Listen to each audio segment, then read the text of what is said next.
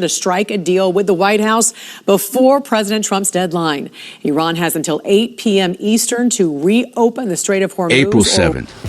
And as we come on the air, Iran under increasing pressure to strike a deal with the... And get involved with helping them rebuild their nation. And you know what? If that's the case... White House before President Trump's deadline. Iran has until 8... He sent a message, God is good. We've got 8 p.m. Eastern to reopen the Strait of Hormuz or risking. Overwhelming show of American military firepower. President Trump said the War Department is prepared to destroy critical infrastructure, including power plants and bridges inside Iran. At the same time, we're also hearing the heart-pounding new details into the operation to rescue the U.S. airman that was able to evade Iranian forces after his military jet was shot over a period of 4 hours if we wanted to. We don't want that to happen. We may even down in enemy territory when he was finally able to activate his emergency transponder. His first message was simple and it was powerful. He sent a message, God is good. We've got you covered from every angle. This morning, Kayla Gaskins has more of those details and is standing by at the White House.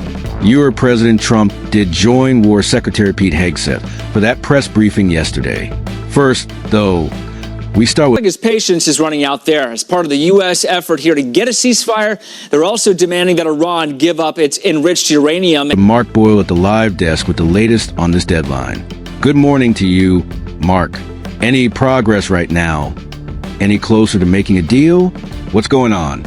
Well, you're dealing with Iran, so no guarantees of what is going on. Honestly, inside all of this. But what is clear and 100% certain, we are getting closer to that 8 p.m. deadline tonight. Right now, the chances of getting an actual ceasefire before the president's deadline tonight seem slim. But of course, anything's possible.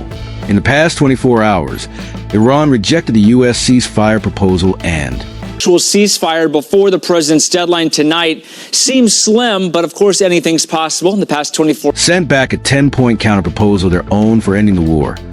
According to sources close to the conversations, the president is highly unlikely to extend that ceasefire deadline again. President Trump has said if Iranian leaders don't strike a deal tonight with the U.S., our military will uncork a large attack on their energy and oil grid. I mean complete demolition by 12 o'clock. And it will happen over a period of 4 hours. If we wanted to. We don't want that to happen. We may even get involved with helping them rebuild their nation. And you know what? If that's the case, the last thing we want to do is start with power plants, which are among the most expensive thing. And bridges, it seems like its patience is running out. There is part of the U.S. effort here to get a ceasefire.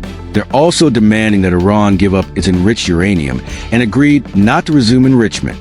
Meantime, the Department of War says in the past 24 hours, it was the highest volume of strikes against Iran since the war began.